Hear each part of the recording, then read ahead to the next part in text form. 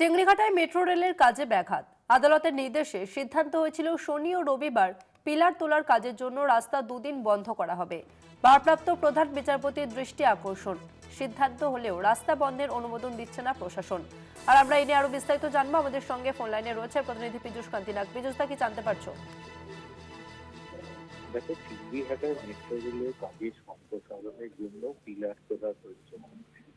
কলকাতা হাইকোর্টের নির্দেশে একটি যৌথ বৈঠক হয়েছিল। সেই বৈঠকে পরিষ্কারভাবে জানানো হয়েছিল, সিদ্ধান্ত হয়েছিল যে নভেম্বর মাসের মধ্যে শনি এবং রবি যে কোনো দুদিন বন্ধ রাখা হবে এবং সেই সময় পিলারের কাজ হবে।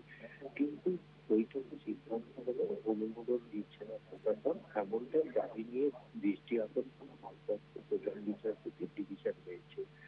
আবেদনকারী দাবি যে প্রশাসনের পক্ষ থেকে একবার বলা হচ্ছে ইডিএর টেস্টের জন্য অনুমোদন দেওয়া যাচ্ছে না, বলা হচ্ছে পরীক্ষার ম্যানেজমেন্টের জন্য অনুমোদন দেওয়া যাচ্ছে না। ফলে মেট্রো রেলের কাজ বিলম্ব হচ্ছে। আদালত অবিলম্বে এই বিষয়ে হস্তক্ষেপ করবে।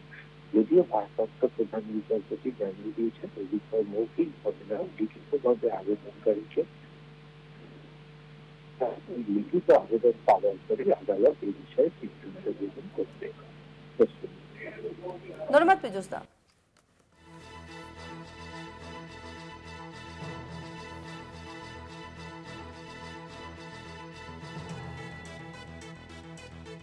চেংড়িঘাটায় মেট্রো রেলের কাজে ব্যাঘাত।